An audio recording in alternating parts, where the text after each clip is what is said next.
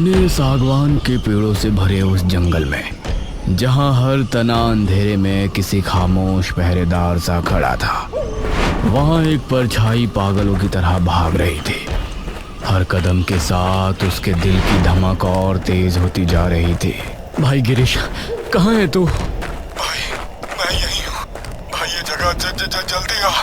भाई कुछ बता तो, ताकि मुझे कुछ तो पता लगे, ताकि मैं पुलिस को बता सकूं। नहीं, उन्हें बिल्कुल भी मत बताना, चाहे कुछ भी हो जाए, वरना वो लोग कौन लोग? अच्छा, मानसी आंटी को तो बता दे। नहीं भाई, किसी को भी मत बताना, मानसी आंटी को भी नहीं। ये सुनते ही निकुंज अचानक थम जाता है, मानो जमीन ने उसके कदम जकड़ लिए हो। उसकी भौहें सिकुड़ जाती हैं और आंखों में एक अजीब सा शक उतर आता है, जो निकुंज का मन उलझन से भर देता है। क्या कहा तूने? क्या हुआ? भाई जल्दी आ, वरना वो लोग। पहले ये बता कि तूने अभी क्या बोला। मानसी आंटी को ही नहीं। कौन है वो? तुम गिरीश नहीं हो। कौन हो तुम? जो मानोगे मैं वो हूं। उस भारी आवाज को सुनकर निकुंज के हाथ पांव थरथरा उठते हैं, और तभी उससे सामने ऐसी चीज दिखती है जो कि उसके पांव में से सारी जान खींच लेती है।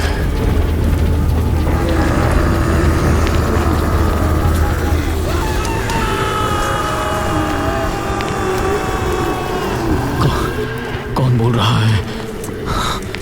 कहना जो मानोगे वो, अगर मानसी मानोगे तो।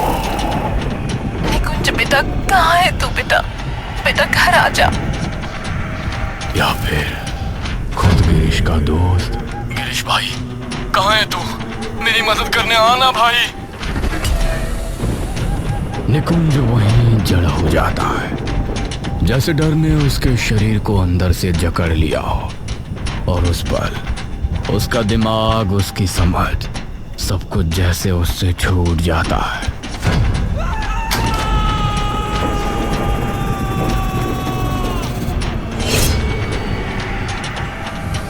तभी निकुंज के फोन पे अजीब सी धुन बजती है।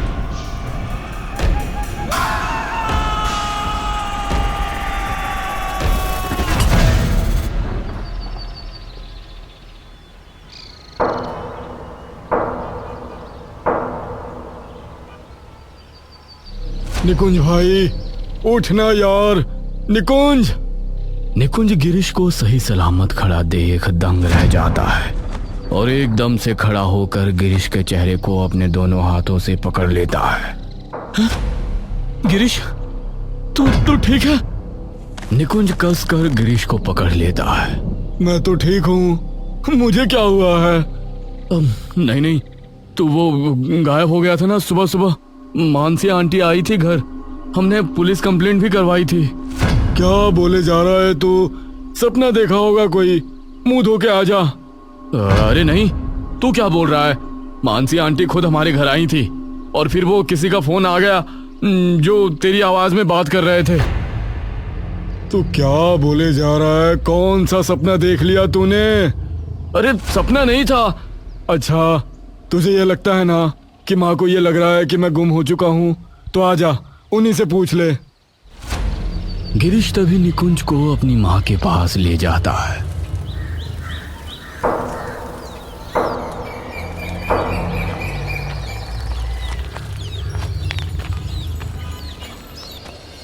आजा, तू खुद ही पूछ ले। अरे निकुंज बेटा, तुम्हारा इंतजार कर रही थी। तुम्हारे फेवरेट गोभी के पराठे बनाए हैं। अरे माँ, वो छोड़ो, पहले इससे बात करो। क्यों, क्या हुआ? अरे पता नहीं क्या बोले जा रहा है कि मैं गुम हो गया था। पर आंटी, आप खुद ही तो मेरे घर आई थी सुबह कि निकुंज नहीं मिल रहा है, और दोनों थाने भी गए थे। मानसी ये सुनते ही विचलित सी हो जाती है। बेटा, तेरी तबीयत तो ठीक है ना? क्या बोले जा रहा है? निकुंज का सर अब अपने आसपास चल रही हलचल से पूरी तरह घूम जाता है। और सोफे पर बैठ जाता है। ये क्या हो रहा है मेरे साथ? मुझे कुछ समझ में नहीं आ रहा। तभी गिरीश आकर उसे थाम लेता है। तू शांत हो जा। तुमने जरूर कोई बुरा सपना देखा है। मुझे कुछ नहीं हुआ है, मैं एकदम ठीक हूँ। तेरे सामने ही बैठा हूँ, देख। निकुंज की सांसों की कपकपी धीरे धीरे कम होने लगती है और उसके चेहरे की मुस्कान वापस उभर आती है। हाँ, ये हुई ना बात। चल, अब चलते हैं घूमने। बाइक गिरीश चला रहा है और निकुंज उसके पीछे बैठा हुआ है।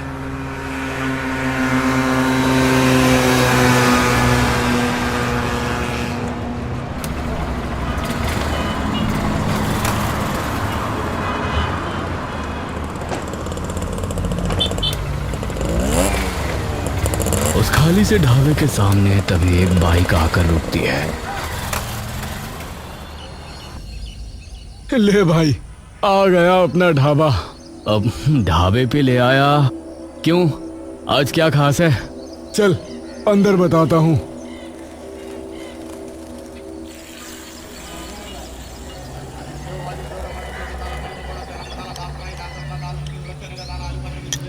अरे निकुंज भैया, आज भी वही है, बटर पनीर मसाला और एक्स्ट्रा मक्खन वाले नान। हाँ, पर तुझे याद कैसे है? तू तो हमेशा ये बात भूलता था। अरे भाई, हम इतनी बार आते हैं, भूल गया क्या? आते तो हैं, पर इसको कभी याद नहीं रहता कि हम हमेशा एक ही चीज खाते हैं। ये हमेशा आके पूछता है। गिरीश चुपचाप कुछ देर के लिए उसकी ओर मुस्कुराता हुआ देखता रहता है, जो कि निकुंज को थोड़ी हैरत में डाल देती है। क्या हो गया? ऐसे हंस के क्यों देखे जा रहा है मुझे? तभी निकुंज और थोड़ी ध्यान से गिरीश की ओर देखता है। गिरीश की पलकें एक पल के लिए भी इधर से उधर नहीं होती। अबे पलक तो झपका ले, इतनी ध्यान से क्यों देखे जा रहा है? अरे तुझे क्या हो गया है? हर बात पर सवाल। जो तुझे चाहिए वो मिल रहा है ना, फिर क्यों बात बात पर सवाल पूछने हैं? तू आराम से बैठ और मजे ले।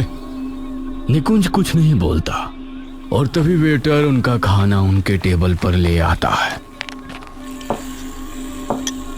निकुंज जैसे ही नान का टुकड़ा तोड़ता है, तभी वो चौंक कर नान की ओर देखता है। क्या हुआ? कुछ नहीं, ये नान बिल्कुल वैसे ही बनाया है जैसा मुझे पसंद है।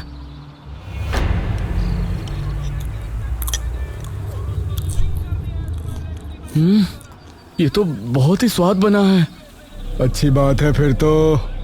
कुछ देर में गिरीश और निकुंज दोनों खाना खाकर उठ जाते हैं और वेटर बिल ले आता है। ये लीजिए। तुझे क्या हुआ है आज? इतने अच्छे से कैसे बात कर रहा है तू? वेटर बिना कुछ कहे निकुंज की तरफ बस मुस्कुराकर बिना पलक झपकाए देखता रहता है। निकुंज जैसे ही उस वेटर का मुस्कुराता हुआ चेहरा देखता है, वैसे ही उसकी नजरें गहरी और सांसें भारी होने लगती हैं। बिल्कुल वैसे ही एक्सप्रेशन जैसे गिरीश के थे अभी। चल अब लेक गार्डन चलते हैं, मजा आएगा। निकुंज पलकों के कोनों से गिरीश की ओर देखता रहता है। क्या हुआ? चल ना। निकुंज वेटर को पैसे दे गिरीश के साथ चला जाता है। निकुंज और गिरीश चुपचाप उस लकड़ी के छोटे से ब्रिज पर खड़े हो ढलते सूरज की ओर देख रहे होते हैं। वैसे एक बात बताई मैंने तुझे? कौन सी बात? रिजल्ट आया था मेरे पेपर का।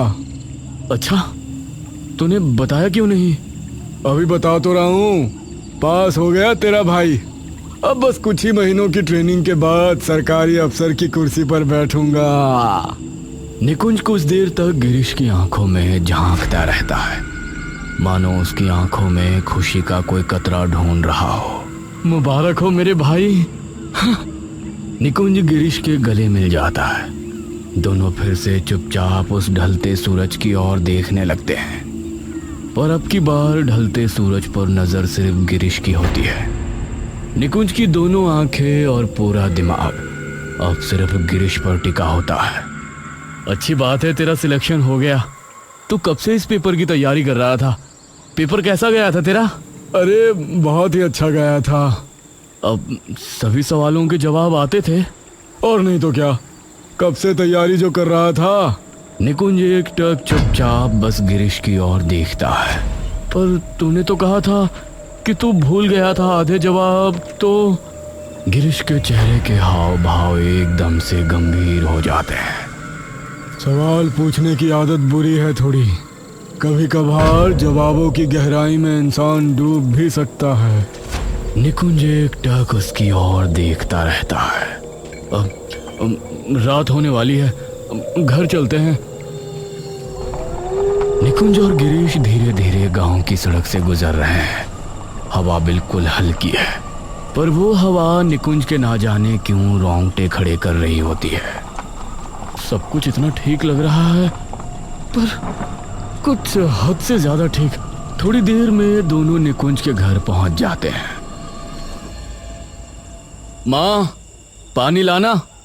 रेशमा अंदर से मुस्कुराते हुए पानी ले आती है, और जैसे ही निकुंज अपनी माँ के चेहरे पर अजीब सी मुस्कान देखता है तो उसका दिल और घबरा उठता है। ये लो बेटा, और तुम्हारा फेवरेट पनीर बनाया है मैंने आज। सुबह से सब मेरे मन का ही हो रहा है। निकुंज एकटक बस अपनी माँ की ओर देखता रहता है। माँ, एक बार रसोई में चलना, वो एक चीज बनवानी है। चल। निकुंज अपनी माँ के साथ रसोई में जाने लगता है, लेकिन उसका पूरा ध्यान अपनी माँ के पैरों पर होता है। जैसे ही रेशमा रसोई में कदम रखती है, वैसे ही निकुंज एकदम से पीछे हो जाता है। क्या हुआ बेटा? कुछ नहीं, अब जो मुझे बनवाना है उसके लिए खास मसाले की जरूरत है, जो घर पर खत्म हो चुका है। तो मैं और गिरीश लेकर आते हैं अभी। अब बाजार चलना है, एक बार चलेगा? चल। गिरीश, हम दोनों बचपन में एक खेल खेला करते थे। हाँ, याद है ना? तुझे याद है तू क्या करता था उस खेल में? हाँ हाँ, याद है। दोनों धीरे धीरे बाजार से आ जाते हैं और चलते चलते एक खाई के सामने खड़े हो जाते हैं। जरा मुझे भी याद दिला, कैसे करता था तू वो यार? अरे वो तो बस मैं कर लेता था। वही तो पूछ रहा हूँ, करता कैसे था? गिरीश चुपचाप मुस्कुराते हुए उसकी ओर देखता रहता है। निकुंज धीरे धीरे उसकी ओर बढ़ने लगता है। क्या हुआ? निकुंज बिना कुछ बोले आगे बढ़ता है।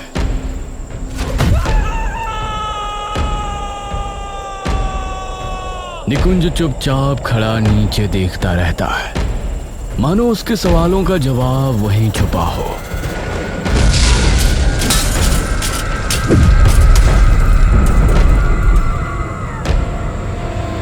मुझे लगा ही था कि जो कुछ यहाँ चल रहा है उसमें कुछ तो गड़बड़ है, वरना मेरी माँ चप्पल पहनकर कभी रसोई में नहीं जाती। मैंने कहा था जवाबों की गहराई में जाओगे तो डूब जाओगे। मैं कहाँ हूँ?